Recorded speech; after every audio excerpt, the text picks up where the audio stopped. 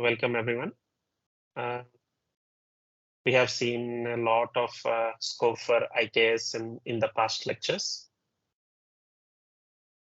We have gone through the Vedas, the Veda, Angas, the Upanishads, the many categories. In today's lecture, we will try to understand the philosophical systems that have developed in India.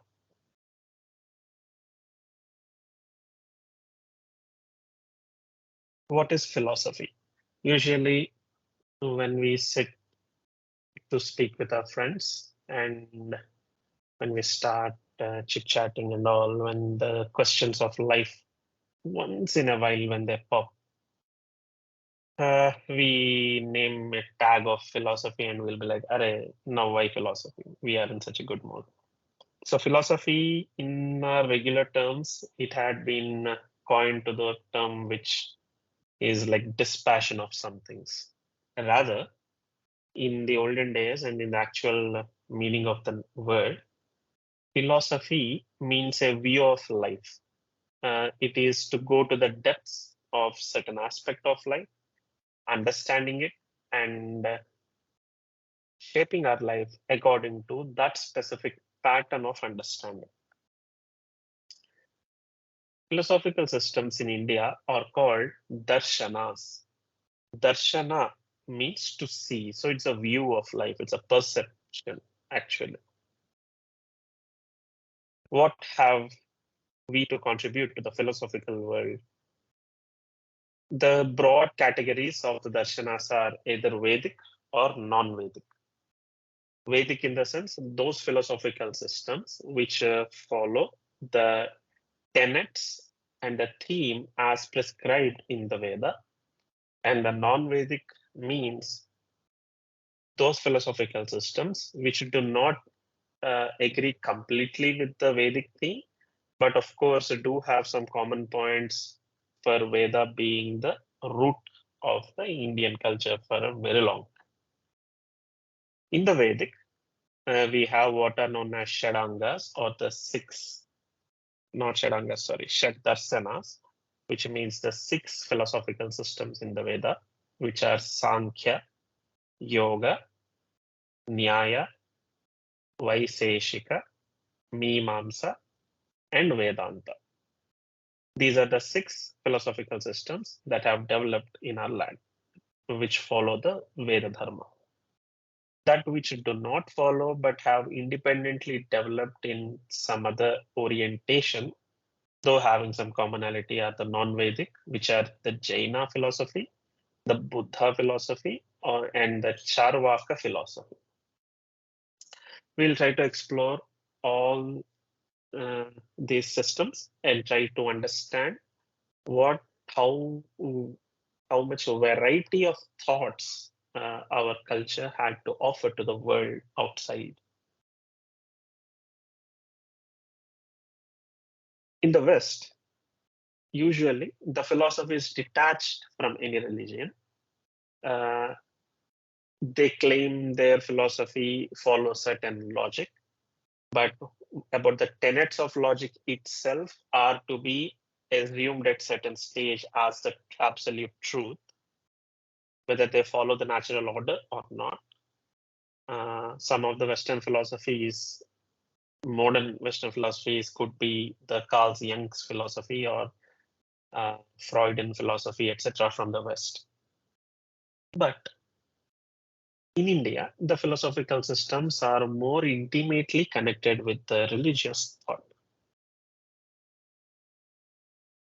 Indian philosophical systems construct a framework of a broader picture of life, with all the questions which are essential for life questioned as well as answered. Based on this framework, based on the boundary and the set principles, a religion kind of a thing develops in order to instruct the human mind to follow certain set of rules. So you can say philosophy is like a university where religion is like a independent departments in that university training certain set of train of thoughts to be developed in life. So religion takes this framework and gives out a set of rules and regulations to achieve the goals set forth by the philosophical systems. There are many common points between these philosophical systems that we have just mentioned. For example, concept of karma. We see concept of karma everywhere in the philosophical system. Not only in our systems, even in the West, right now, if you go and discuss, the word karma has become like a regular word, as if it doesn't need any special explanation. So the law of action and reaction of our own actions and a bondage with the actions, that is called the concept of karma, which has been very widely dealt in Indian philosophical systems. Then birth, death, rebirth cycle, which we call as samsara chakra. This is also again common to many of the philosophical systems. Notion of free will. There are some systems which suggest that there is free will.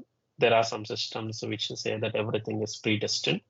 But in the Indian school of thought, definitely the scope for free will is often available, because the whole purpose of all the literature is to use that free will and train for yourself, which we call as sadhana, which means you need to do a training based on the free will, not based on someone decreeing your actions. Then we have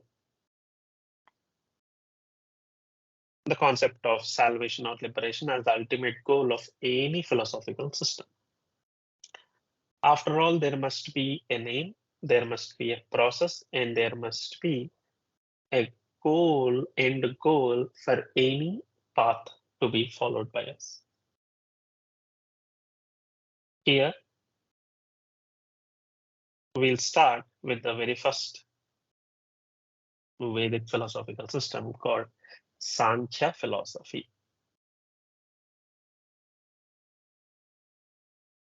Sankhya philosophy suggests that lack of correct knowledge of Sankhya causes all pains and sufferings in the world.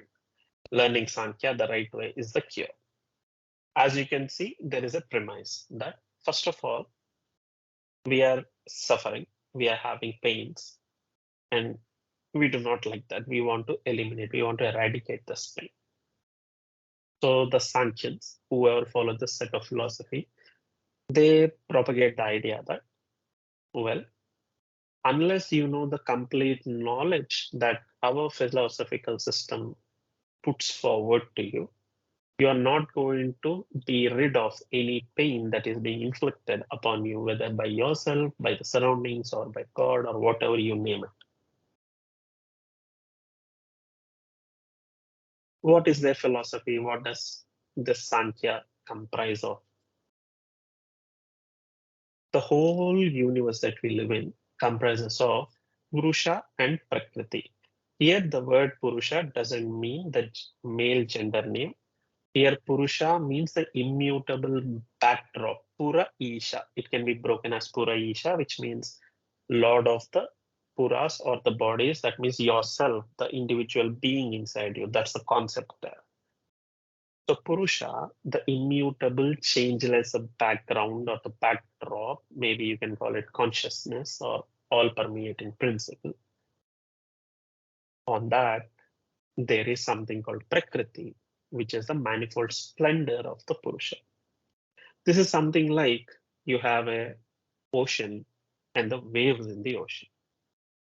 The ocean bed without any ripples could be Purusha, even with the ripples, but the ripples alone are Prakriti, but you can't separate one from the other. Hence, they say you can't separate Purusha and Prakriti. A similar concept you can see in the Tantra literature, where Shiva and Shakti are one and the same. They are Ardhanarishwara, the half male, half female, the Lord hermaphrodite, that's what they call.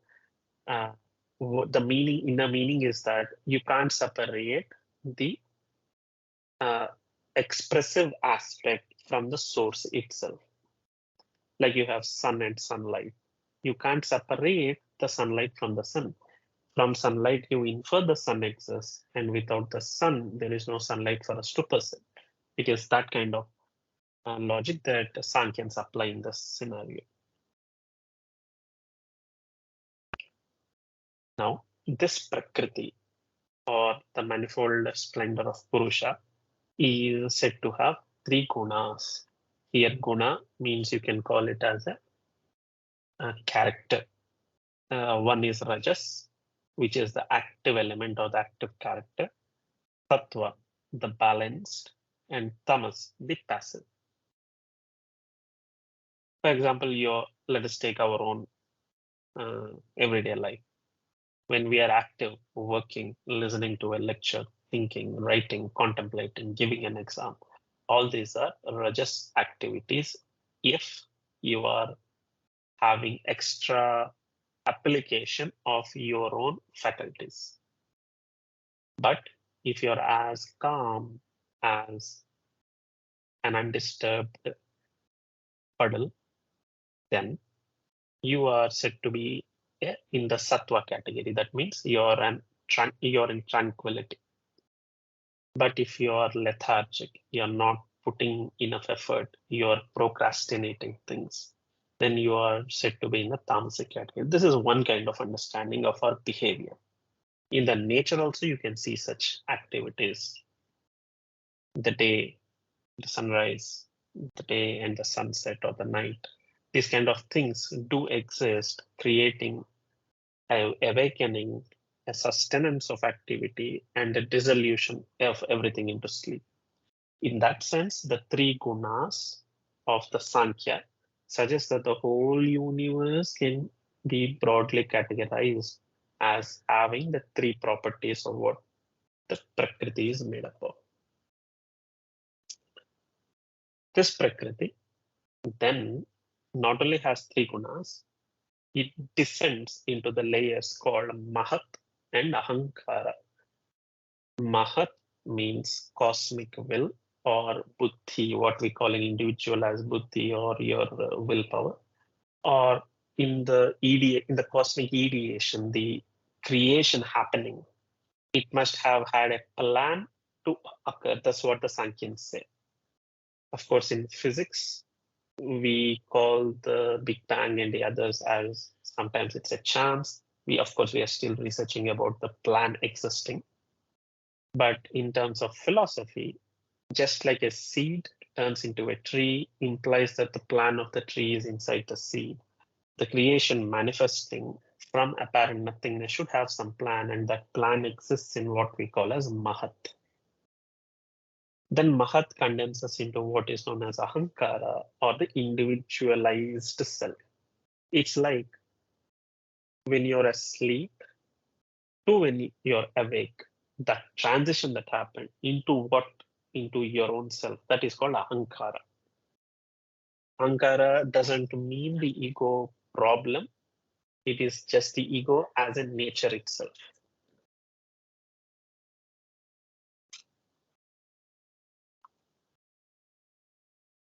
This Ahankara then descends into the following layers. We have Manas, the mind, 5 Jnanendriyas. Jnana means information. So those organs in our body which sense the information, which acts as a peripheral devices which can take in the input from the surroundings. They are called Jnana Indriyas or Jnanendriyas. They are your ears, eyes, skin, tongue, and nose. Then you have Karmendriyas. Karma means an action in this context. So the actions are external actions more precisely, and they are mouth, hands, feet, reproductive organs, and excretory organs. These are the 5 Jnanendriyas. Then you have 5 Tanmatra. Here matra means some measure. So Tanmatra means the measures of the information. So ears measure by measuring what do the ears function, the sound. Similarly, by measuring what does your eyes function, the sight. Similarly, the skin, the touch, tongue, the taste, and nose, the smell. And then finally, these are all, of course, inside our human system. Then you also have Panchabhutas, that is the earth element. Here, Panchabhutas not only means the earth we are living in, earth as a planet. Here you should consider it because in the Sanskrit name, they are called Prithvi, Apas, Tejo, Vayu, Akasha, whose root meanings, if you go, they give the elemental states, therefore solid, liquid, the fire, the gas, and the space in which all these exist. Later on, you'll see certain schools of systems do not consider space as an element because you can't directly perceive it.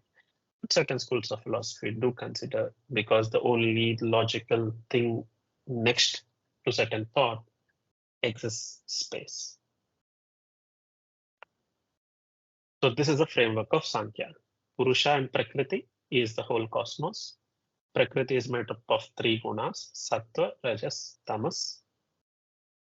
Then the Prakriti descends as the Mahat and Ahankara. The Ahankara establishes itself in the human body, which comprises of the Manas, the mind, 5 sense organs, Jnanendriyas, 5 Karmendriyas, 5 motor organs, 5 Tanmatras, the 5 sense objects, you can say, or sense characteristics, and Panchabhutas, the 5 elementals.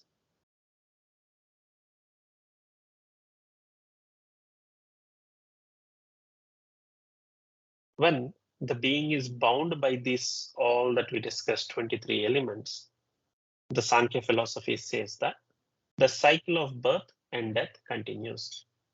That means among all these, whomever we call as the jiva or the individual ego, the being, it gets enwrapped in all these layers, experiences a life.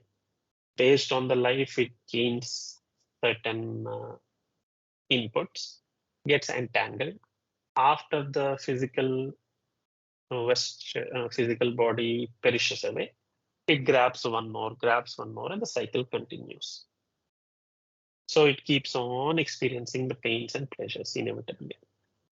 This brings into self-delusion of ownership. After a few lives, the descent of consciousness happens in such a way that the being thinks this body is himself or herself.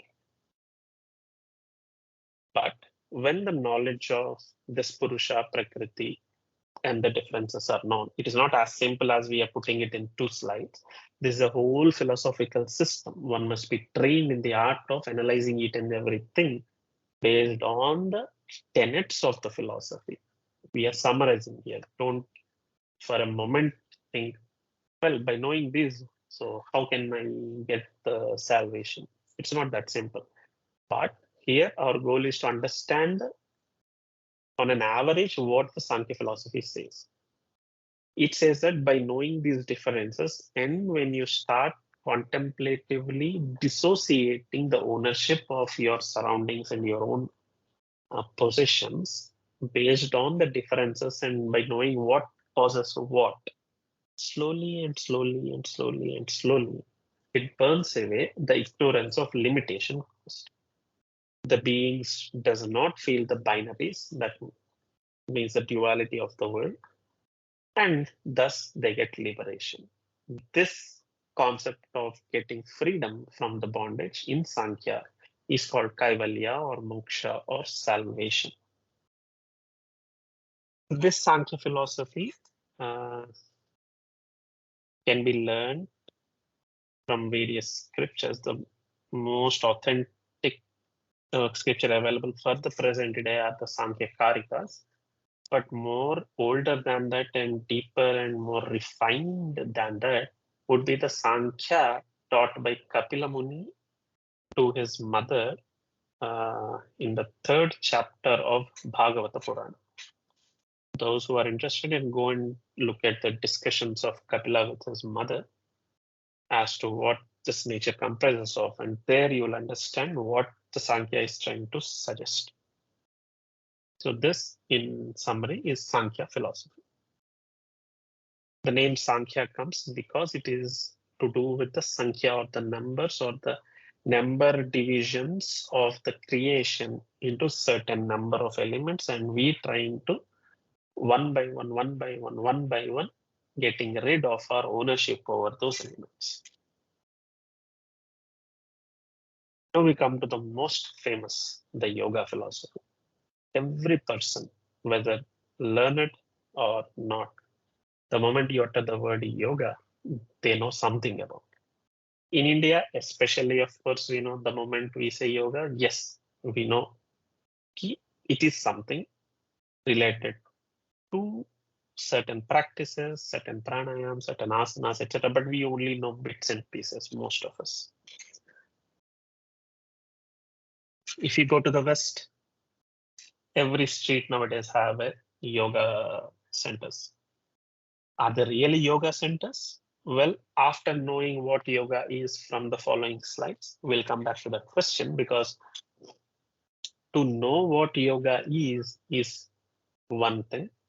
To practice a way of life of yoga is a secondary, more important thing. And the third, to have been established in the yoga philosophy based on the tenets is another important thing. And most of us will be even less than the first category, because we only know what others have told to us rather than what we have explored about yoga. So yoga is that school of philosophy which is attributed to sage Patanjali. He has authored Yoga Sutras. Sutra is one of the very specific style in the Indian way of documenting things, which is very compact, instructive, and has as much instructive potential as possible. So the Yoga Sutras, they are, I think, one of the most commented upon in English, researched by English philosophers and practitioners, and also one of the most enigmatic and misunderstood subject of all the scriptures. The reason is our discontinued continuity of the Indian knowledge system, which we are trying to establish right now anyways. The word yoga is derived from the root yuch. Yuch means to unite. So what is uniting with what?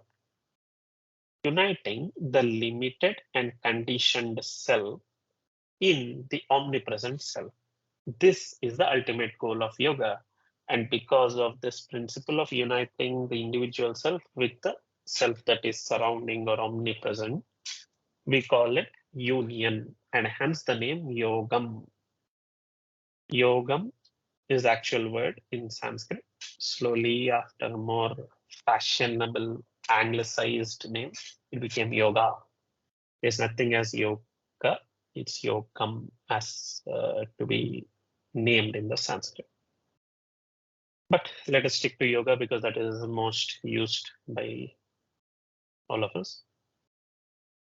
Yoga is the most practical way amongst all the darshanas because it gives you not the theoretical knowledge alone, but tells you what to do, when to do, how to do, and what will you get when you do certain things.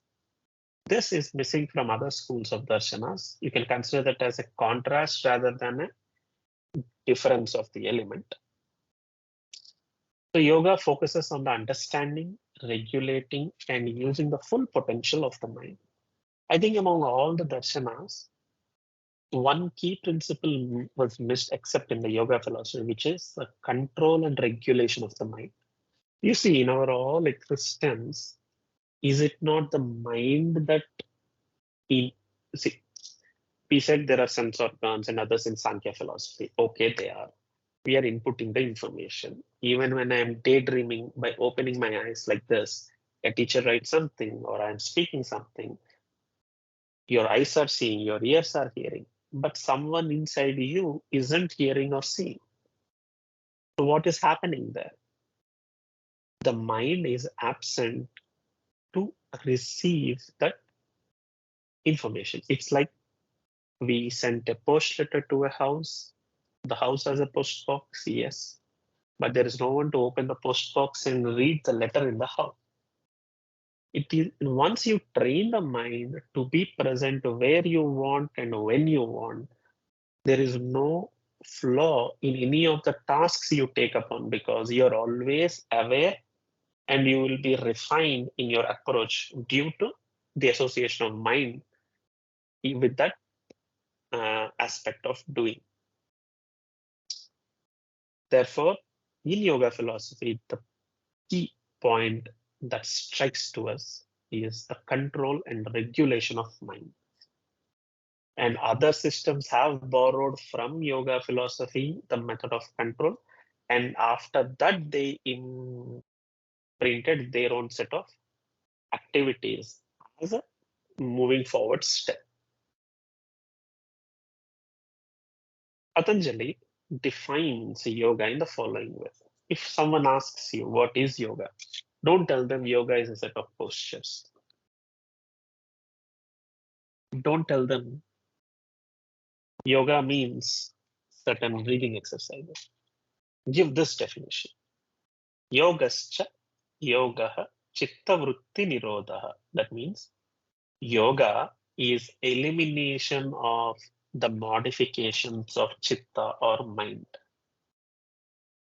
Swami Vivekananda, in his commentary to Yoga Sutras, gives a very beautiful example. He says, look at a pond, okay, disturbed by frequent throwing of stones. Can you see something that is underneath the pond, at the bed of the pond? You can't, because the ripples deflect or scatters the light, and you can't see clearly what is underneath the water surface. Let the ripples settle. Don't throw stones anymore. Let them calm down. Are you not able to see the elements under the pond very clearly with much clarity? This settling of ripples of water surface is compared to elimination of the chitta vritti. Vritti means modifications or ripples. Here chitta means like the waterbed or your mind basically. When the modifications of your mind settle, we call that state is yoga. Because this is the definition of yoga, that must be the goal of yoga, and hence the goal of yoga is to eliminate all the modifications of the mind. It seems very easy, but it is not at all possible. Not possible without effort. You need to put your effort, and that effort should be in the lines as suggested by the philosophy of yoga. Of course, if you are sticking to the yoga school of philosophy. To achieve this goal, Yoga Sutras will help an aspirant to follow a set of practical sequential steps. The yoga system stresses on the fact that only a rippleless mind can understand its true nature and transcend to the higher domains of spiritual ecstasy. As I have said, it's a simple thing. You want to look from your spectacles. You have to wipe them clean before you put them and look at the world. If I have dust on my spectacles, all I see is a dusty world. If I have a painted of my spectacles with some other color, all I see is a painted world. Only when my glasses are clear of any modifications, when they refract pure light without any impurities, that is when I'll see the clear world.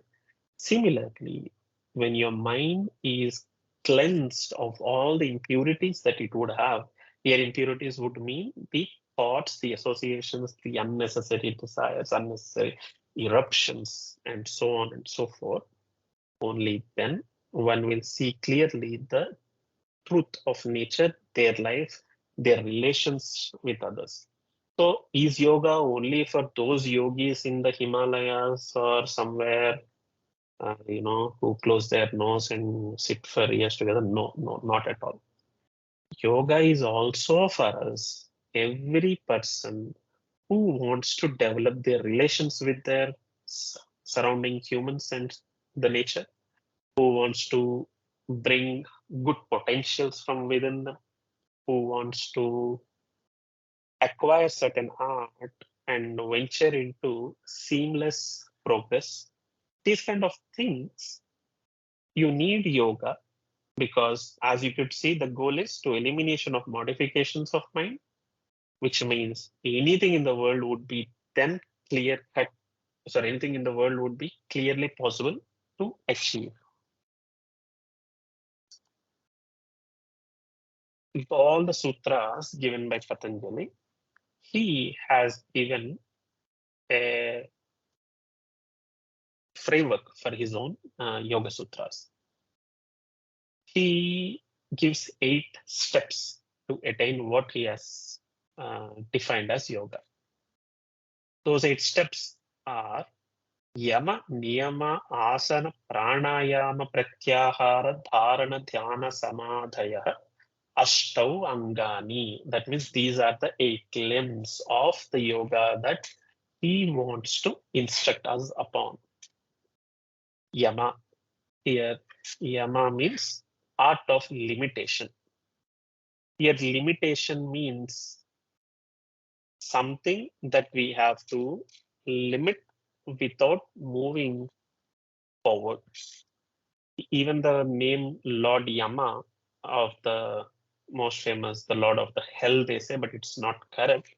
Yama is a Lord of not death, but he is Lord of limitation. And our death, in a way, limits our life, and hence usually he is depicted as a Lord of death. But the correct symbolism in the scriptures we find of Yama, for example, if you go to Kathopanishad, Yama is though Lord of death, he instructs upon the limitations, regulations, and practices to be done to achieve the immortality. Therefore, he is not God of death, but God of Yama, and that concept of Yama is what we are discussing here as the art of limitation.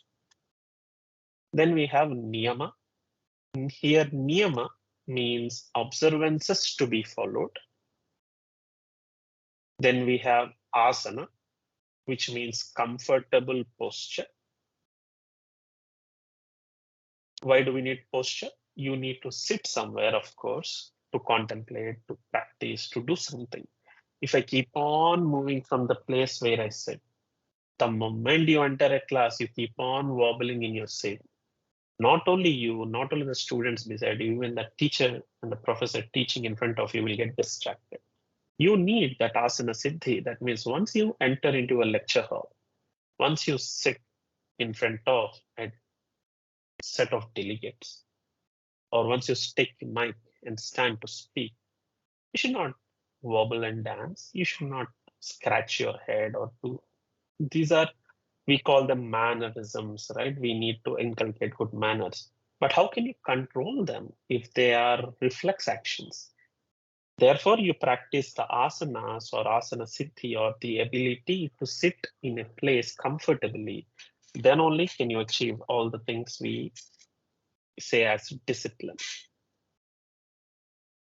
So the first step is, first you train yourself in the art of limitation, train yourself in the observances to be followed. Then you are eligible to go into set of asanas, then the pranayama, or the regulation of pulsation via the breath control. Pratyahara, the withdrawal of mind from senses. Dharana, fixing the mind on an object. Dhyana, mind absorbing itself into the thought. And samadhi, mind becoming the object in all its totality. I'll explain all this one by one slowly, because these are the most misunderstood things, and everyone outside keep on speaking whatever they like. It is our sincere duty to know the right path and understand them as intended by the scriptures and the seers. I'll quote from the Patanjali Sutras itself to suggest what these are. What is Yama? Ahimsa, Satya, Asteya, Brahmacharya, Aparigrahaha, Yamaha. That means, first of all, Yama means to limit one's activity. So we have to abstain from doing certain things. What are those things that we shouldn't do if we have to be the student of yoga? First of all, we should not do himsa or harming the others unnecessarily. So ahimsa. At this juncture, usually the most common question is, what about, we step on ants, or we eat non-vegetarian food, or we unintentionally do something. In these scenarios, if you actually go into the core of the philosophy, ahimsa means not harming the others unnecessarily. What about eating the animal food, etc.? See, personally, I'm a vegetarian. But if someone asks me, of course, the yoga and other philosophy prescribe the vegetarian food so that your mind becomes much refined and softer, and it is conducive to the spiritual progress. But nowhere in any of our Indian scriptures it is condemned from eating the flesh. It is, of course, based on your own familial traditions, that which you respect and you have to follow. But of course, more than familial traditions, your inner conscience says something. That is when a thought arises, and that is when you will be refined into an art of practicing something. I have a friend from Ireland who initially was, of course, eating meat. Then he became a vegetarian. Then he became a vegan. So my question to him was, why did he turn into vegan when vegetarian food is already tasty? Why to not have the milk and all? His reply was, well, over the period of time, he saw how the milk was obtained from the cows and how the factories and industries work there. He did not like the cruelty to the animals. He wanted those products which are cruelty free. So he did not want to encourage cruelty to animals. So the thought of love towards the animals converted into him converting into veganism. That doesn't mean he hates everyone else. Of course, he is as accommodative as I am speaking right now. But it's for oneself to decide what ahimsa means. And of course, certain set of rules are decided by the country itself, by the code of law. Certain are moral values decided by the code of social structure, which are unwritten, but it's understood. And some are more personal to you, which you have to be the judge for what is the true meaning of ahimsa. So that friend, by the way, he cycled all the way from Ireland to India. So if anyone says to me that not eating meat will not give enough proteins and blah, blah, blah to the body, I give him as the example because he cycled all the way from Ireland to India, which took him like 6 months. Of course, while going back, he took a flight and went. But well, he was healthy, he was fit, more fit than any one of us, I would say. Anyway, he's an interesting guy. He was my colleague when I did my research in Ireland. So that is ahimsa. Then satyam. You should never refrain from speaking truth. That means you should always speak truth and never lie. Does it mean you can speak truth as bluntly as it seems? No. Here, one who is well versed in the scriptures would know that a bigger personality called Manu, who rules over a Manvantara, who Manvantara is and all we'll discuss in the Puranas chapter. He prescribes that a truth to be told, but in a softer tone, not as such it breaks the heart of the other person. So if you want to convey something, convey it as softly as possible. There is one very beautiful example in Ramayana. When Hanuman was sent to the Lanka in search of Sita, finally he finds Sita. Sita gives her ring. Hanuman gives the ring and Sita gives the Chudamani, and he brings back to Rama. The moment Rama sees Hanuman coming, he was thrilled with joy. Again, he was suspicious with maybe he is carrying a bad news, who knows. So the look on Rama was like that. If it is you or me, anyone else commonly, we would say Sita is good or fine. But the statement starts with the word Sita. The moment you utter Sita, you do not know whether the statement would lead to a positive effect or the negative effect.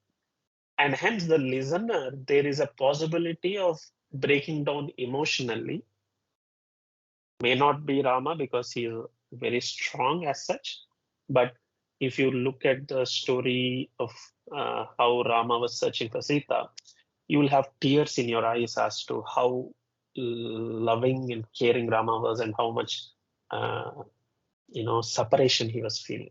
So to such a person, when you have to reveal a truth, Anjaneya or the Hanuman, he reveals it as follows. He says, I have seen Sita sitting under the tree. So when he starts with a positive statement that I have seen, then he says Sita and yeah, sitting under the tree. There is a very beautiful articulation of the same truth in conveying what is most likely that other person wants to hear. He wants to hear that Hanuman has seen rather than what happened to Sita first. That is why in the Ramayana, this statement is very crucial.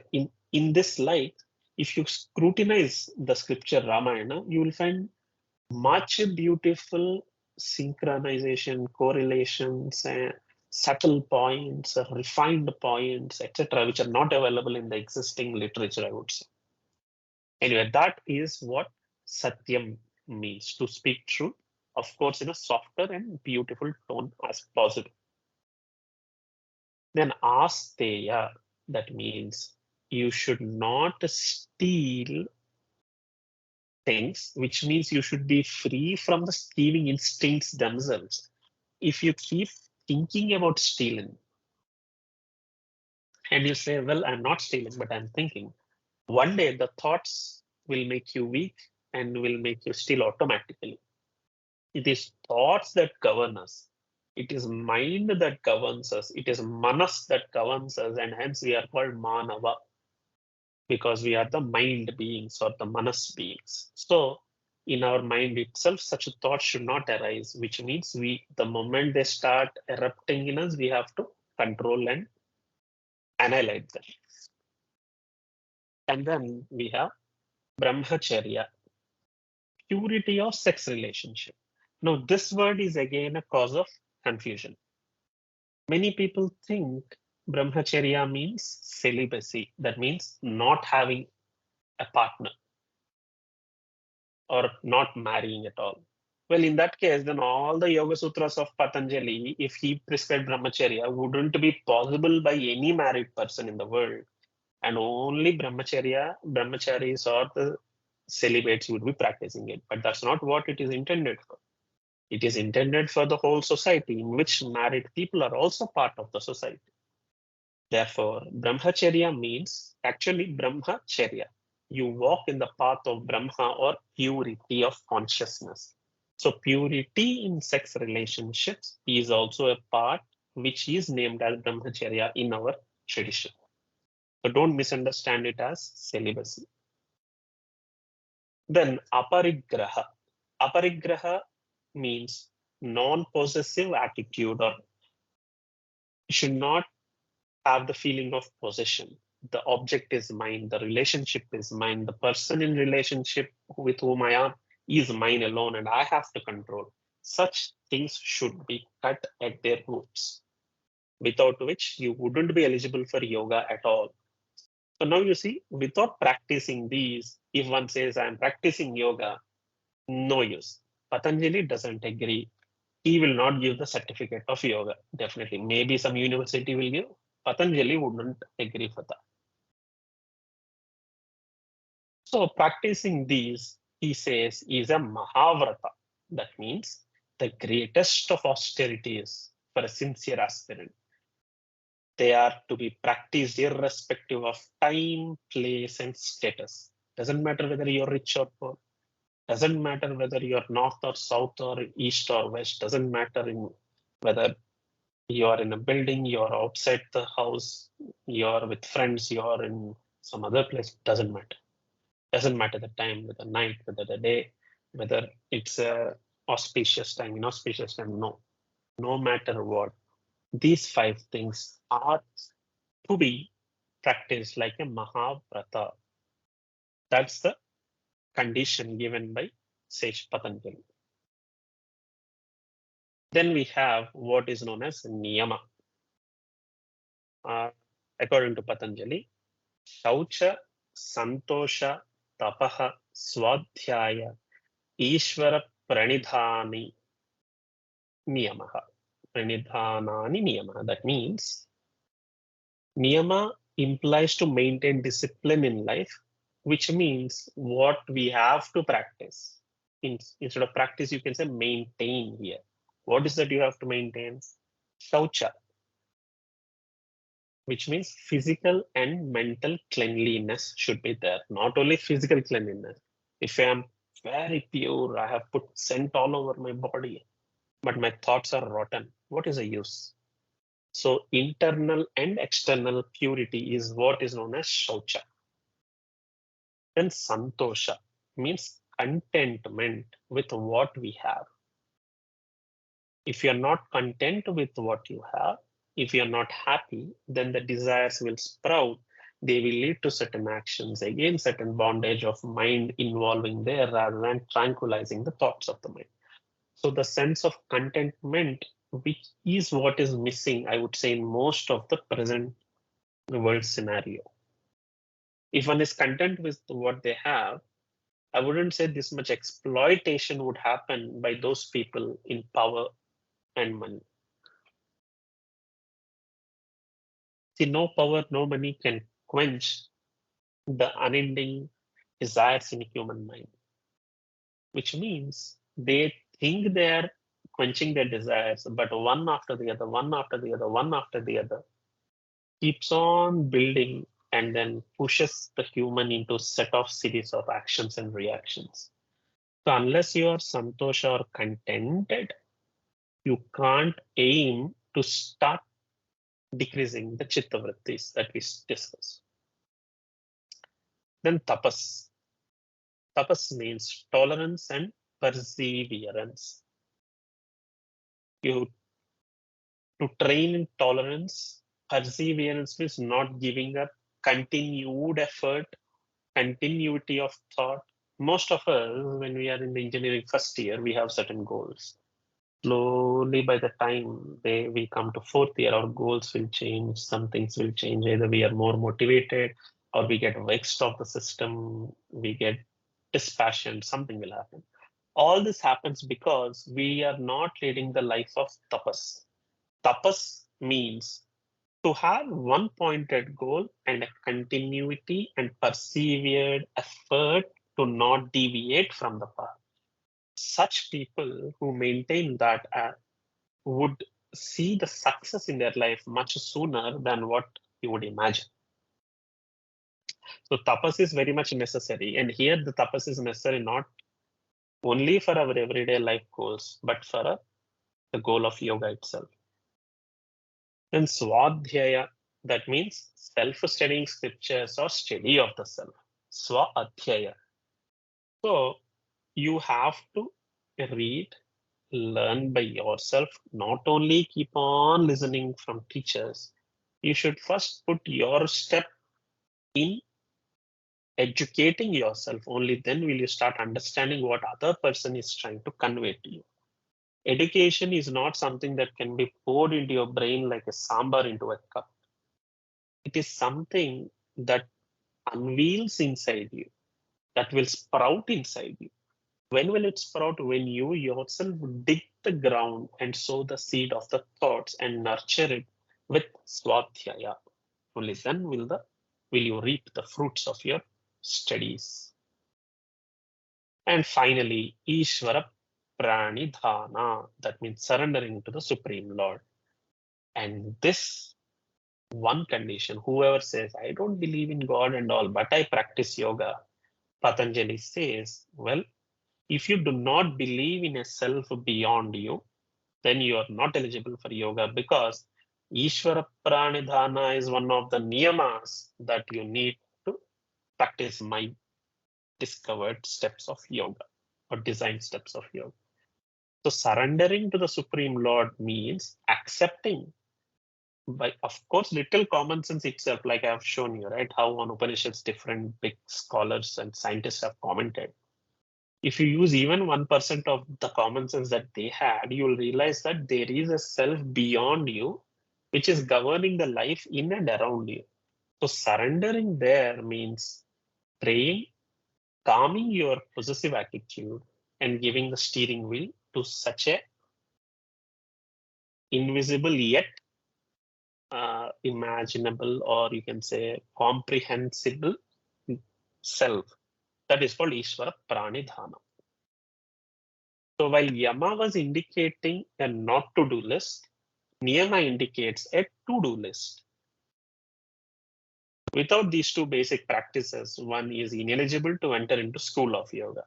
Therefore, if at all you want to ever practice yoga in its completeness, these 10 elements are to be focused and trained first before taking up on anything else. Then we have asana. Very beautiful definition is given by Patanjali for asana. It is called sthira sukham asanam. That means that which is stable, that which gives you comfort. Comfort of elongated sitting. That is called asana. So sthiram means stable, sukham means ease, and asana means posture. So asana means the posture of stability, of ease. No discomforts of any kind are to be experienced in the path, and therefore a training is indeed needed beforehand itself. After telling everything, if you keep saying, my legs are feeling numb. Oh my God, I'm able to sit here. Let me sit on the chair. Oh my God, I'm unable to sit on the chair. Let me walk. And if you keep on disturbing your state of posture, if your physical body itself is not able to sit constant, what of your mental body, which is mind? Not only that, asanas have been discovered to be health-wise more beneficial as well in the present era. That is why there is so much craze about asanas. There is so much craze that the term asana itself became synonymous to yoga for the Western people. The moment you say yoga, they say yes. They show you some asanas and say this is yoga. It's like saying, showing me your hand or showing my hand and saying this is Tejaswi. You can't say that. This is my limb. This is not me. All the limbs put together behaving in a synchronous way is me. If you see individually the limbs, they are just the limbs, but not the whole itself. So asana is the limb, but not yoga. And without this asana, there is no yoga. That's what we need to understand here. So most of the physical postures we see today in the name of yoga are of what the branch called Hatha Yoga branch, which focuses on physical body strengthening. But what Patanjali prescribes, he focuses more on the mental bodies. So Patanjali prescribes only a few compatible postures so that you can sit longer for meditations. But the main aim here is focus of mind, but not just strengthening your body. Then we have pranayama. Let's see what Patanjali defines as pranayama. In most of the cases, the exoteric people who defines pranayama means closing your left nostril, breathing, closing your right nostril, breathe out, so on and so forth, right? But Patanjali defines pranayama as follows. Tasmin tatishvasa prashvasayoho gati vichhedaha pranayamaha. That means a regulation of inflow and outflow of air is called pranayama. How? You have to cut off the flow of air itself. Does it mean we should not breathe at all? No. What Patanjali is trying to say there is that when the previous step of asana is achieved, there is an achievement. We slowly get attuned to what is known as the state of pranayama. So the prana or the life forces or the life currents in our body will be controlled or regulated, and that automatically reduces the intake of the air, and that is when a yogi stops breathing automatically for a few moments or few hours or whatever that may be. So according to the yoga philosophy, when your body is content with its own nutrients, its own things, the inflow and outflow are cut off automatically, and such a state is called pranayama. But to achieve that, many breathing exercises have been proposed in the Hatha Yoga, which is what we see in the name of pranayama as breathing exercises. Rather, pranayama means balancing prana and apana, which is the above outflow and inflow current. Here, cutting off can be understood also as balancing. So this basically results in effortless pause of respiration, not forcible pause of respiration. That means there will be a gap between inhalation and exhalation, not decided by the individual, but as per the level of experience of poise attained by the student. That is called pranayama. And it is very crucial, very difficult and delicate to understand this. So breath and mind are closely related if you ever observe. When you're angry, you will be you'll be breathing very fast in, the ferocious face will come, redness will come, your blood pressure increases and all. When you're soft, when you're laughing and smiling with your friends, you'll be, it's so peaceful. And then your breathing will be so slow. So your breathing and the state of mind are intimately related if you ever observe. Usually it is mind that controls the breath in our present state of existence. But what if you can reverse engineer? That is again the goal of pranayama. By regulating the breath, which controls the mind, that leads to what Patanjali defined as pranayama. It will be the step progress in the yogic path. Later on, after this shloka, Patanjali prescribes 4 types of exercises, which are external, internal, restrictive, and transcending.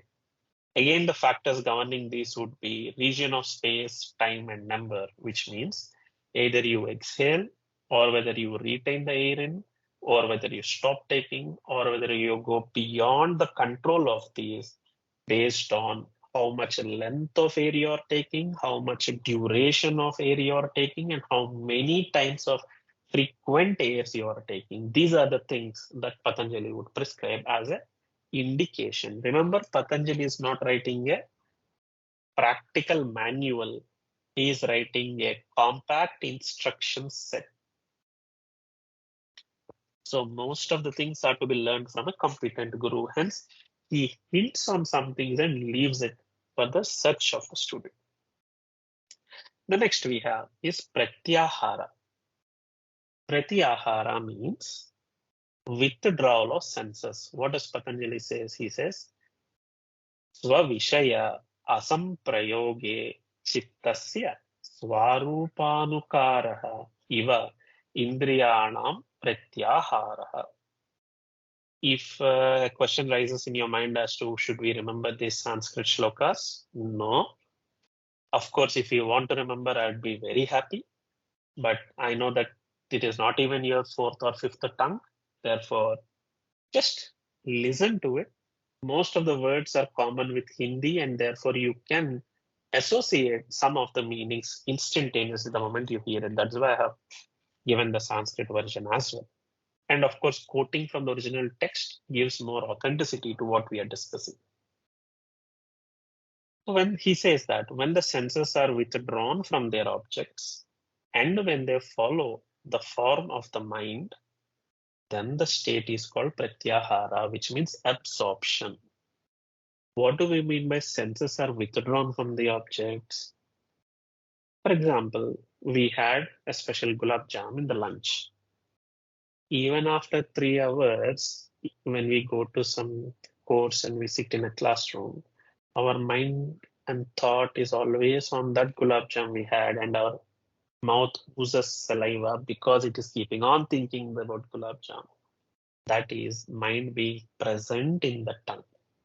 But if you withdraw your mind from that thought and from the location of tongue, you're severing the object from the sense in its mental plane.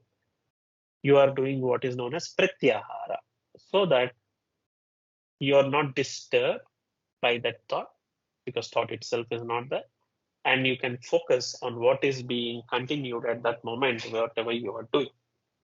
In that way, if you can withdraw, just like a tortoise withdraws its limbs into its shell, that is called pratyahara. So senses linger in the memory of their sense objects and then lure us into unnecessary indulgences. Let's say we had something in a restaurant. I don't know if tadka is still there. We used to have a lot in tadka in Jaipur when we were there. Let's say we had once, we had twice. Why are we again wanting to eat there, again and again and again wanting to eat there? It is because of our mind indulging itself in the thought of comfort, the taste, the exquisite recipes that we would have smelled, tasted, touch, every sense combined gives us a feeling. When we live in the memory of that feeling, that is what pushes us into reenacting what we have done. Instead, if you, let's say you have to eat tadka because you were in that vicinity and you were hungry, that is the natural way.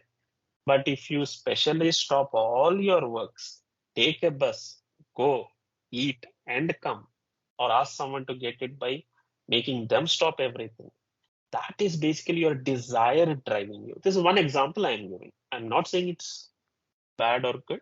I'm giving an example for you to ponder upon. You can extend this example to everything that you do in life as to whether you're doing it based on the past association of memories, a comfort, or you're doing based on the necessities of the moment. This, according to yoga, if you can train your mind to withdraw and act as per the necessities, that is called pratyahara.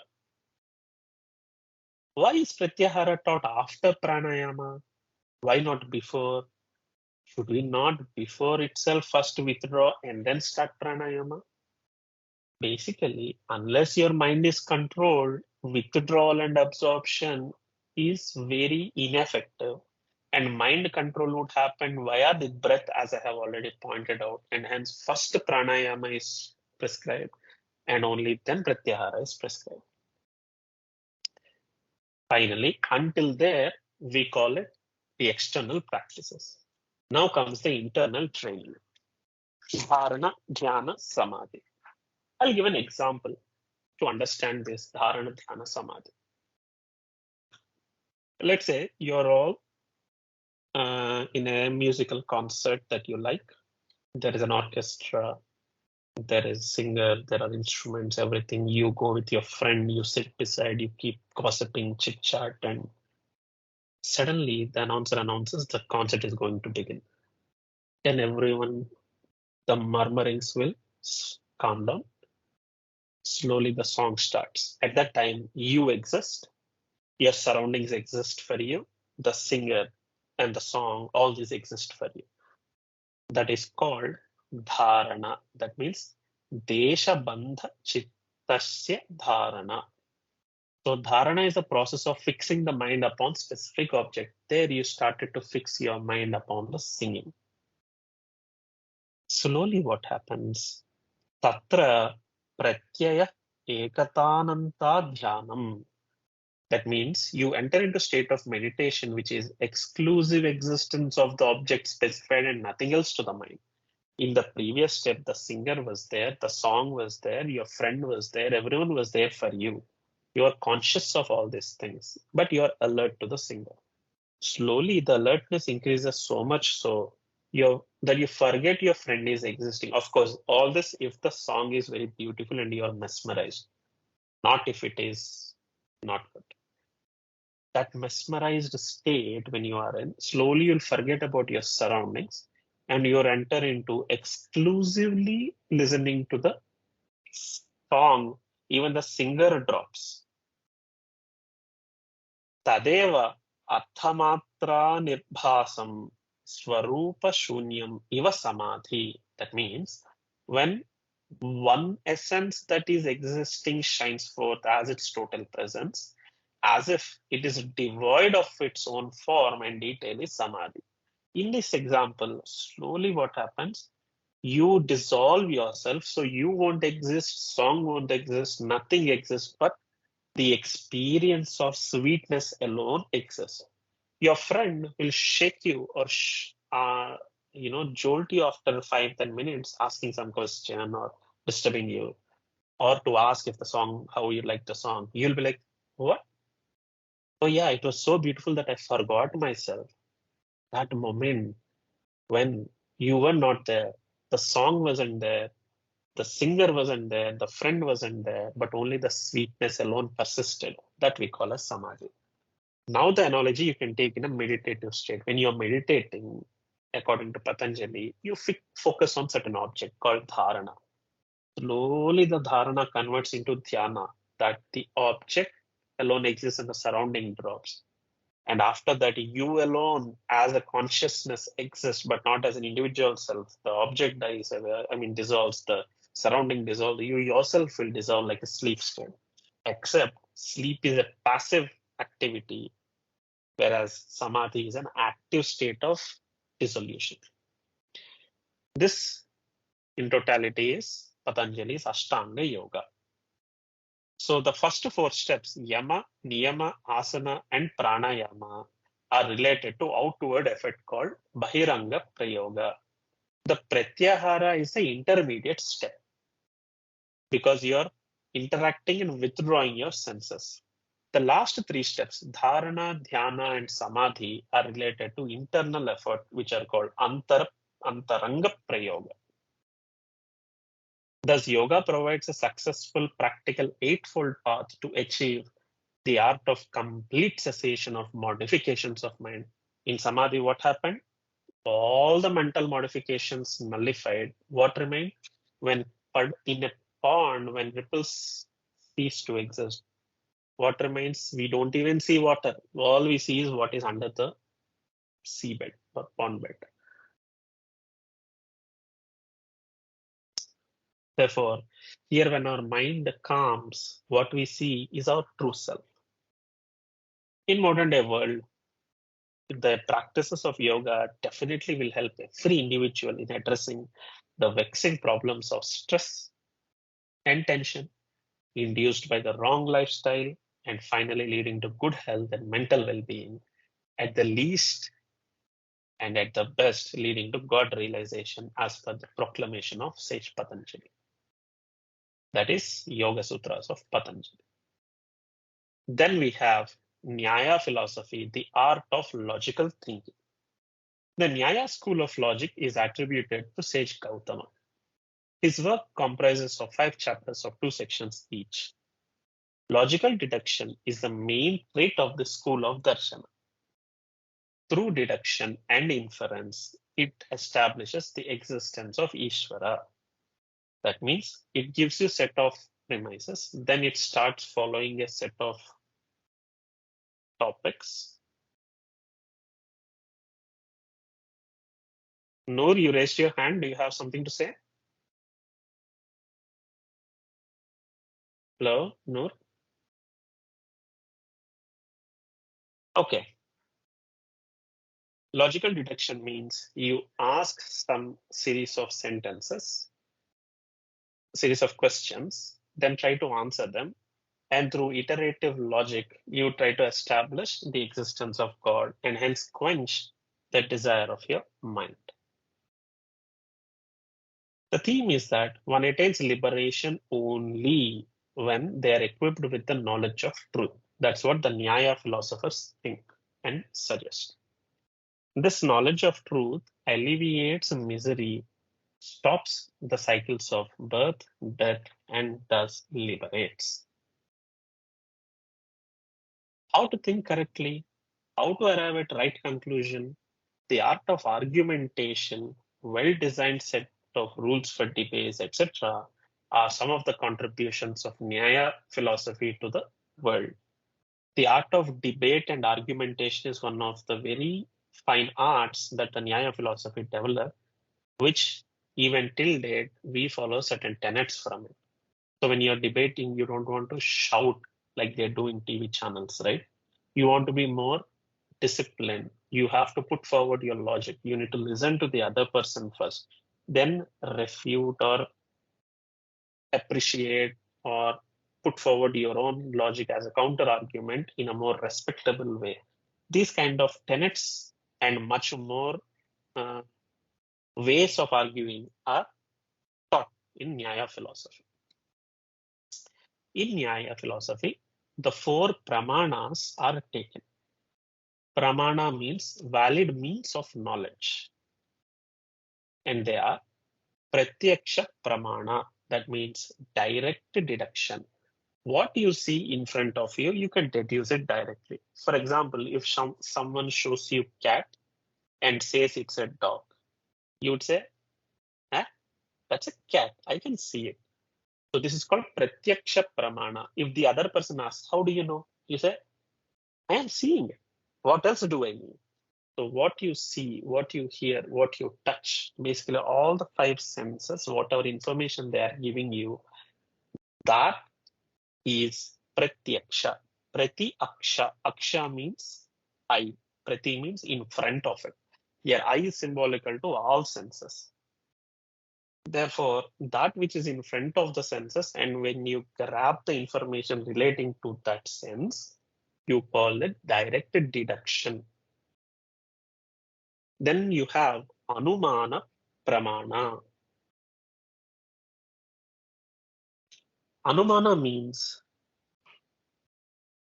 reasoned deduction. For example, very far away, you see smoke coming. From smoke, even though you do not see the fire, you can deduce that there must have been fire or there is fire running. So let us run to there and see what happened. This kind of deducing the truth about fire accident by looking at smoke is called anumana. Like that, you can extend it to many other things in our life. For example, let's say we have an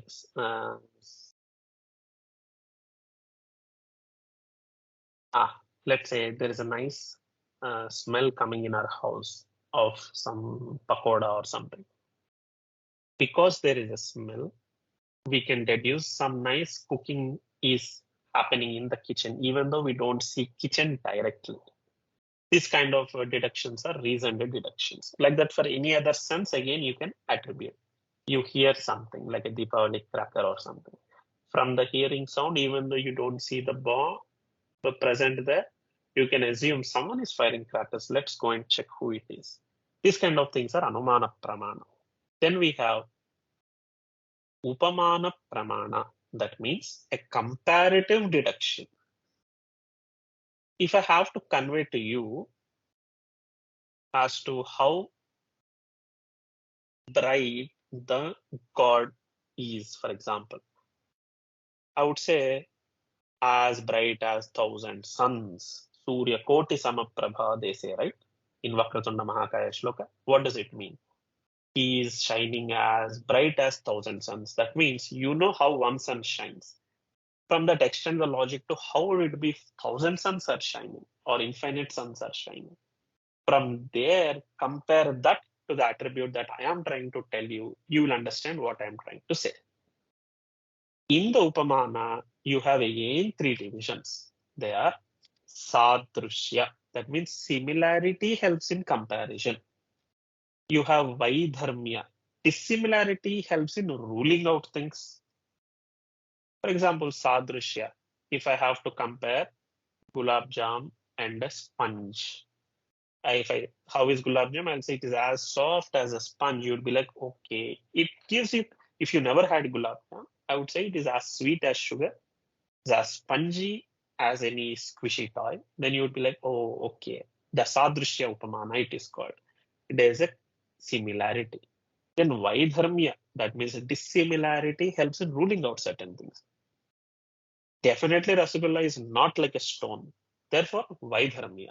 You can eliminate all the hard objects that comes to your mind as a sweet. And then Asadharana, the peculiar quality also helps in comparison. Some quantities have very peculiar nature.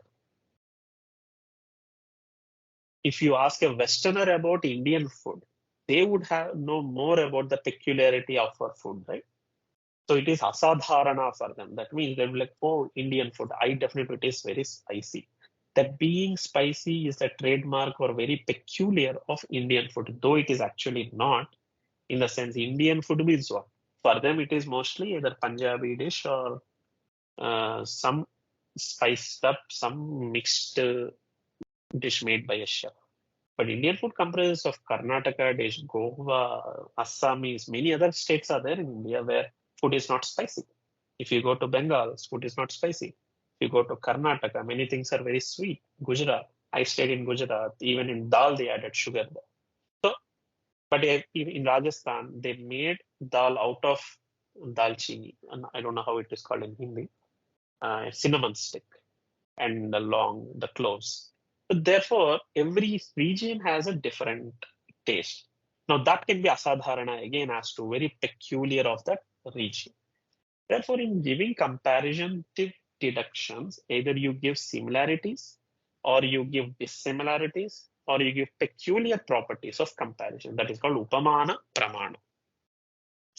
Then finally, we have shabda pramana or verbal deduction. That means we hear in the news that colleges are closed. We don't get any notice from the college directly, but by hearing the news, seeing the news, we deduced, okay, colleges are closed now. Or we see in a paper that so-and-so train has skipped a platform or a track for a certain moment in so-and-so state at so-and-so time in a paper. We did not see it. We don't have any comparison to say, but what we read, we believe the news article because of the authority of the reporter.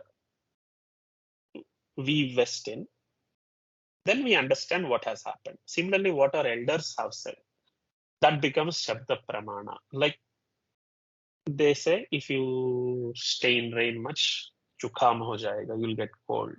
It is a Shabda Pramana. We haven't experienced as such. And many people have become wet and they might not have got cold. Some people have got cold. But whenever we hear such statements, it will become Shabda Pramana as to if you invest your belief in someone who is trustable for you, then what they say becomes a valid means of knowledge for you.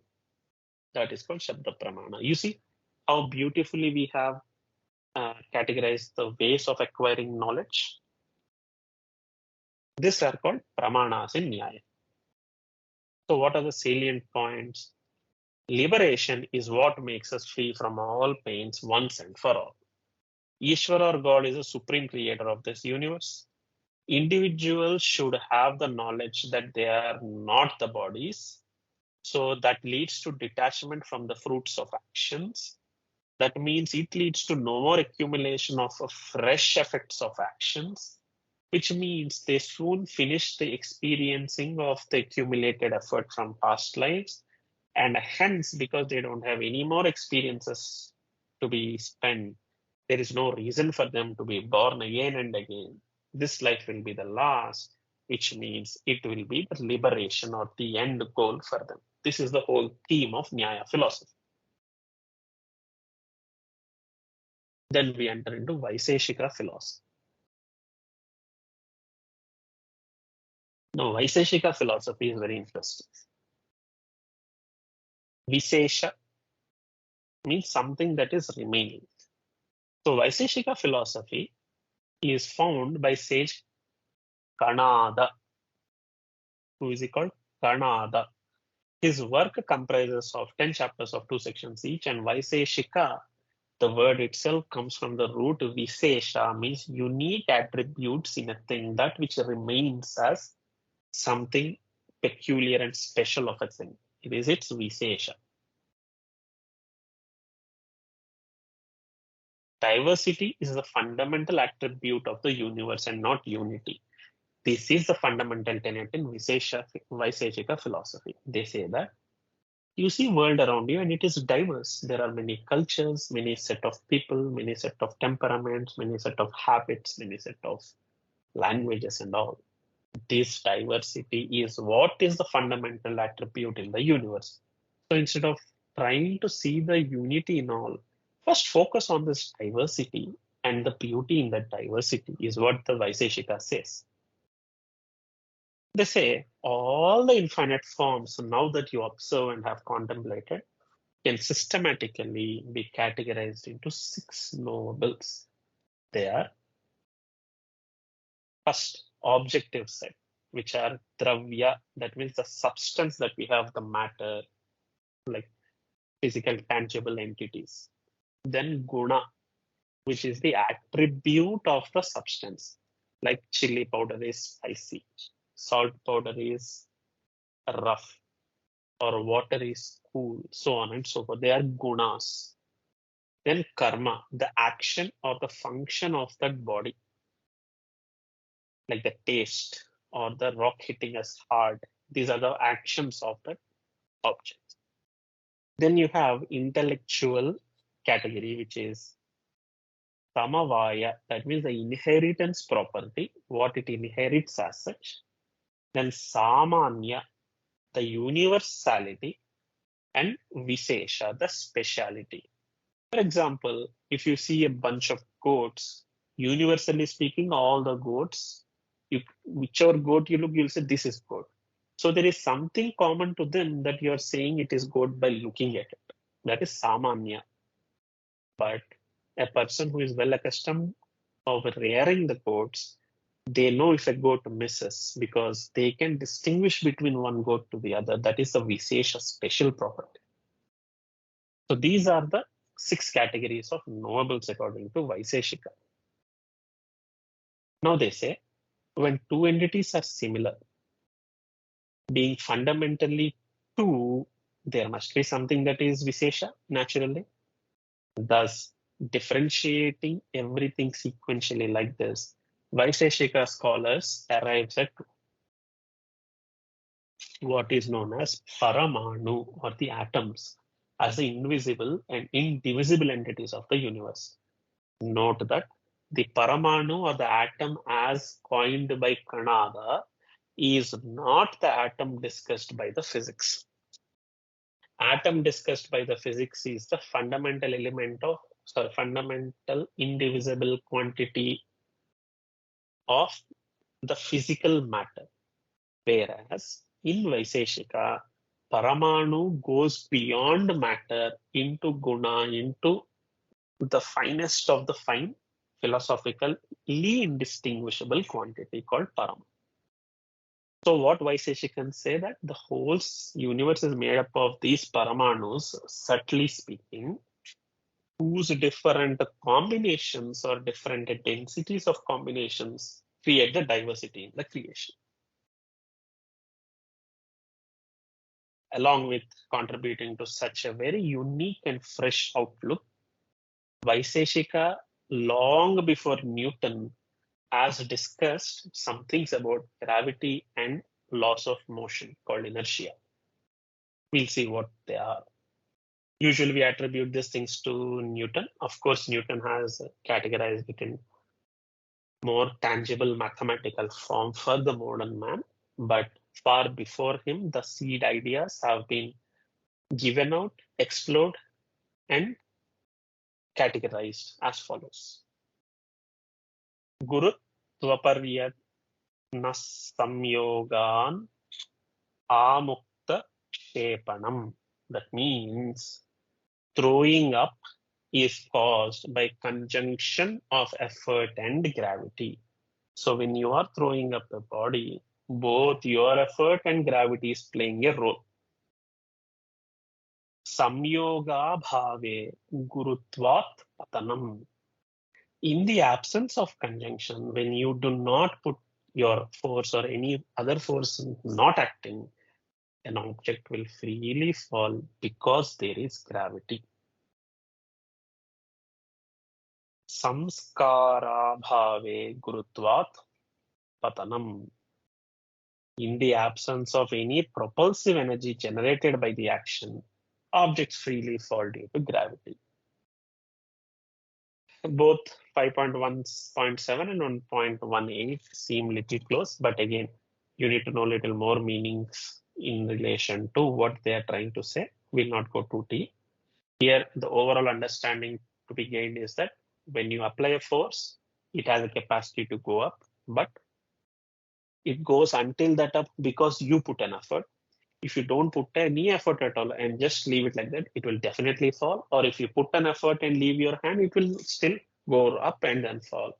Basically, what we learn in 11th and 12th as, throwing of bodies up and motion under free fall, the fundamental thought of that is presented here. And you should also remember this Vaiseshikan philosophy is some 1,000 years old or so, more than 1,500 years old. As per the modern calculations, as per the traditions, it is much, much older. So thus, in Vaiseshika, one finds a formal recognition of concept of gravity, action of throwing up, falling down, etc. in sutra form. Objects in motion. This is about inertia. No dhanavishe shabhavan no tham na tiryag manam. That tiryag gamanam. That means when no external force is applied, there is no upward or sideward motion, and there is only downward motion in that way because of gravity. No danadatyam ishoha karma tat karmakarita cha samskaraduttaram tatottaram uttaram cha. That means the initial action of exerting a certain force causes the motion of an arrow released from a bow. From that momentum follows the next action, and so on, and thus it continues after first impulse. Basically, they give an example of a bow and an arrow. You pulled the bow, you pull the string of the bow and left. So the string pushes it. So there is an external force, an impulse. After that, the wobbling motion keeps continuing. How is it moving? The concept of inertia in Vaiseshika is that the momentum follows and it keeps on pushing itself. So in order to say that the body continues to move, they said here that it keeps on pushing itself in order to continue further. Karya virodhi karma. The effect of action works against the action. That means the action and reaction are opposite to each other. Of course, they did not speak about the magnitude, but they did speak about they being opposite to each other. Hence, we can find Newton's laws of inertia in the set of sutras. So this implies inertia of motion. No perpetual motion is possible, and that every action has an opposite reaction is indeed prescribed by Vaiseshika long before Newton. Then we come to Purva Mimamsa, or critical investigation. So Jaimini Maharshi is credited to have established the Purva Mimamsa school of philosophy. He is one of the foremost disciples of sage Vyasa. What this Purva Mimamsa says, let us start with the self. Our self is there. The self engages in action. So we do certain actions. Then we have two paths. The incorrect interpretation of Vedic texts. That means we do not follow the Vedic tenets of dharma, and we try to do our own actions. Here, in a very essential manner, what it means is you try to do without being in synergy with the nature. Then you are in the adharmic category of actions, which means you are entangled in the karma that you are doing, which will lead back to yourself getting birth into a body, and then the body engages in the action, and so on and so forth. But if, of course, trained under the Purva Mimamsa style, which mainly focuses on the Vedic scriptures like Brahmanas. It says your actions would then be dharmic. That means you will be in synergy with the nature. Because you're in the dharmic category of actions, your actions do not lead you to entangle, but it will lead you to enjoy the concept of Swarga or eventual liberation. Swarga is temporary pleasure, but eventual liberation or moksha is what the ultimate goal is. So this is the theme of this Purva Mimamsa. All the things that I'm conveying are there in the IKS textbook by Mahadevan professor and others. So do go through the textbook. The main goal is to ascertain the Samhita and Brahmana portions of the Veda and how we achieve the eventual liberation by following the dharmic actions. There is Uttara Mimamsa or Vedanta. There are three schools of thought in Vedanta. They are Dvaita, Visishtadvaita, and Advaita. Swami Vivekananda is a staunch follower of the Advaita Vedanta. But there are Dvaita and Visishtadvaita as well. And what they convey, I'll give you a small screenshot from the textbook. All these categories of Vedanta depend on three textbooks, which are called Prasthanatraya. They are Brahma Sutras, which is a collection of 550 aphorisms authored by sage Vedavyasa, and they are like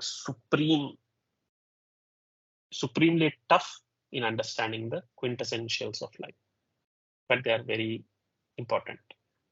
Then Bhagavad Gita, the song Celestial, the enlightening conversation between Sri Krishna and Arjuna at the beginning of the Mahabharata war, and this is put into the Mahabharata by Vyasa. And then the Upanishads, which we have already discussed at full length in the past lectures. All the three schools have commented upon these three textbooks in their own length, from their own lens of thought. But the common thing is Brahman is considered the ultimate substratum of the whole universe and the common fundamental of the three schools of thought. As you can see, for Advaita, Visishtadvaita, Dvaita, the basic reference for establishing are these three scriptures, Upanishads, Bhagavad Gita, and Brahma Sutras. Here, one caution is needed. The word Brahma, B-R-A-H-M-A, even though it is written as HMA, it is to be pronounced as MHA, Brahma. These are some rules in Sanskrit. Then concept of Ishvara, in Advaita Vedanta, there is only one Ishvara, which is attributeless. In Visishtadvaita, there is one personal God. In Dvaita, there is personal God as well as the individual, so on and so forth. As you can see, there are many features comparing and contrasting these three philosophies. A small glance would give you the right distinctive understanding. In the non-Vedic side of the Darśanās, we have first the Jaina Darshana. The word Jaina comes from the root Ji, to conquer, indicating someone who has conquered their passions. So Jaina Darshana is that school of philosophy which aims at conquering your passions. Tirthankaras are those masters who incarnate into the world to educate and uplift humanity according to the Jaina Darshana. This is something like the avatars in the Veda Dharma. According to the Jainas, 24 prophets, starting from Vrishabhadeva to Mahavira of 6th century, they are all propagated the Jaina Dharma. The 6 fundamental categories of being are considered in the Jaina Darshana. They are, first of all, the soul or Jiva, then Pudgala, the matter of which substances are formed, then Akasha, the space, Kala, the time, Dharma, the principle of motion, and Adharma, the principle of rest. So according to the Jaina Darshana, the whole world is comprised of the being the matter around, the space, time, and the motion of things and the rest of things. The final goal of humanity is achieved by practicing the prescribed practices, which annihilates the karma and radiates the true knowledge. Then we have Bauddha Darshana. The Bauddha school of philosophy relies largely upon the teachings of Gautama Buddha, born as Siddhartha during 4th, 5th century. We all know the story. I don't know if you have known the story. Basically, one fine day when Gautama was being taken, when he's roaming the village, he sees the demise of an old person suffering. Then he goes back into contemplative state, and then he takes permission of the family, and finally goes to forest into seclusion, then gets enlightened because of his own contemplative meditative states. And then he starts teaching his realizations to his followers. Later on, his followers formed a religion out of his name called Buddhism, but the teachings given by him can be called as Bauddha Darshan.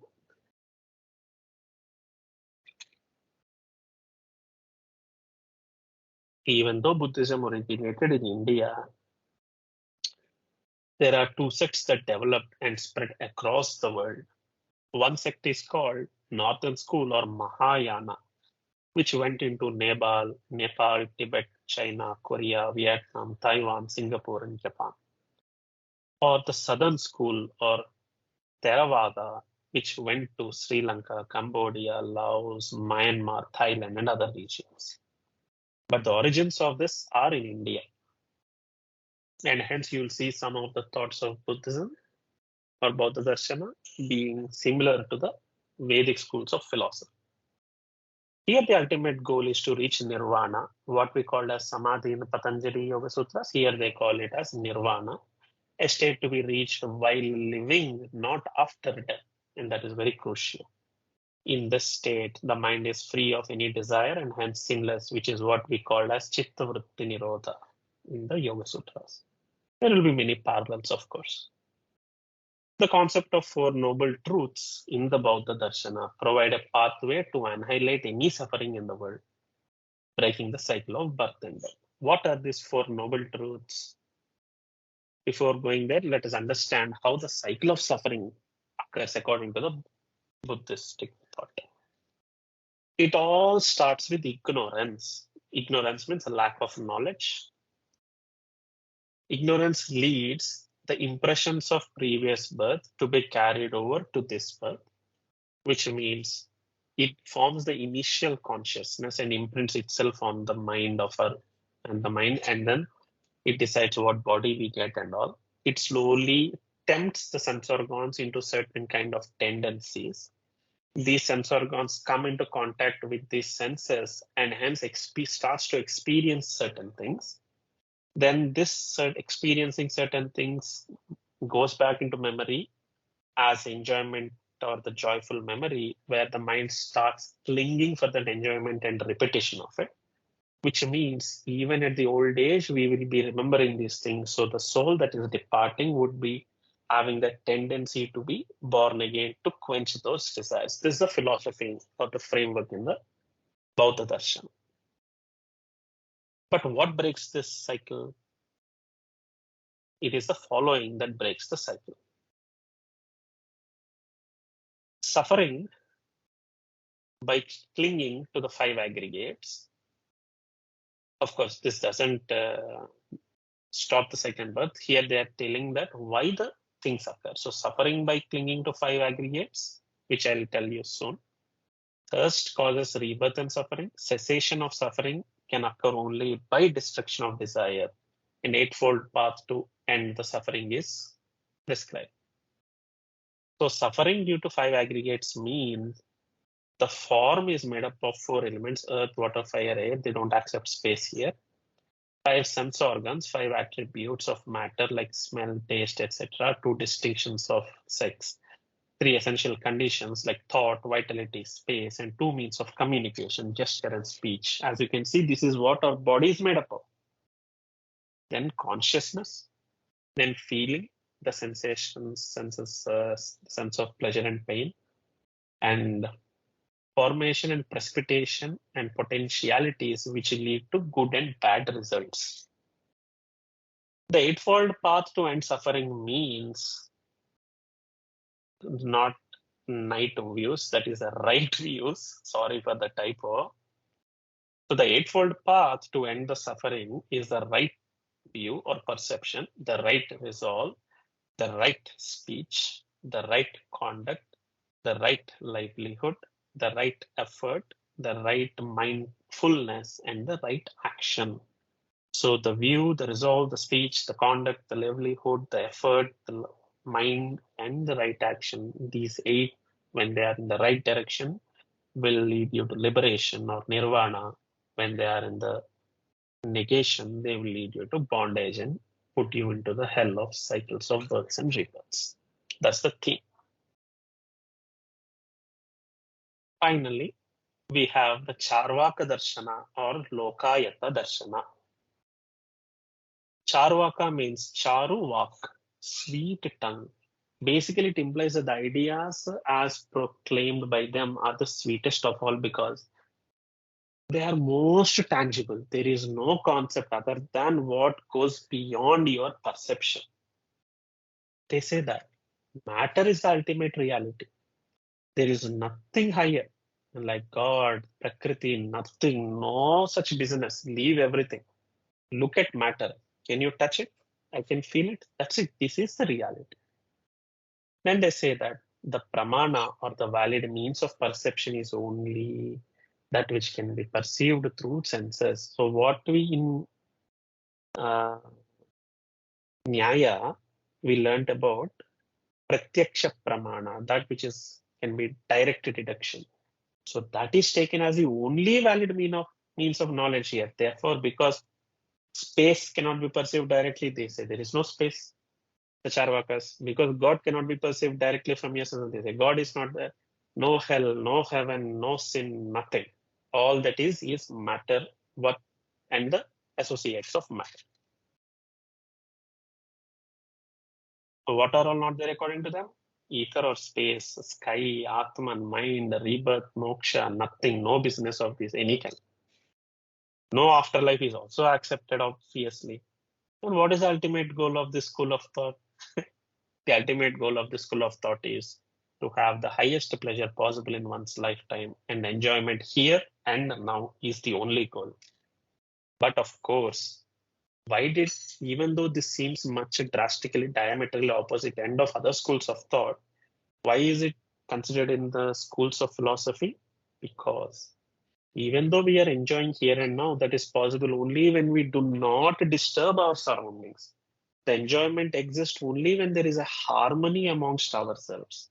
Therefore, even with the Chārvāka and Lokayata philosophy, we will be harmoniously living a peaceful life. That is why it is one of the philosophical systems in English. In summary, the word darshana is derived from the root drish, to see, that which implies that the philosophical system helps one to see the reality of the world clearly. The interplay of triple aspects, God, universe, individual, form the core discussion of these darshanas. Sankhya school understands the base aspect of creation as Purusha and the manifold manifestation as Prakriti.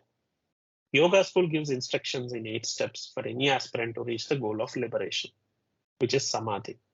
Nyaya focuses on means of obtaining right knowledge that leads to liberation, whereas Vaiseshika focuses on the spatial entities of creation and the connecting substratum that leads to liberation. Purva Mimamsa heavily draws upon from Brahmanas and Samhita portion, whereas Vedanta schools draw upon Bhagavad Gita, Brahma Sutras, and Upanishads. Bauddha, Jaina, and Chārvāka schools are non-Vedic. Amongst these, Chārvāka school is purely materialistic in its approach and understanding. Some of the questions for this topic would be: compare and contrast Western philosophical systems and Indian philosophical systems. Amongst the 6 Vedic schools of philosophy, write the common points and also the differences between them. Explain the 8 limbs of yoga in detail. What are the 4 noble truths as per the Buddha school of philosophy? Also explain how the cycle of suffering starts and what is the means to end it. What is the path to liberation as per the Purva Mimamsa school of philosophy? what laws of physical science have already been discovered by the Vaisheshikans. So that for today is the course. In the next class, we'll discuss about little bit of Puranas, Itihasas, and go into mathematics and sciences in our scriptures. And that will be the last class.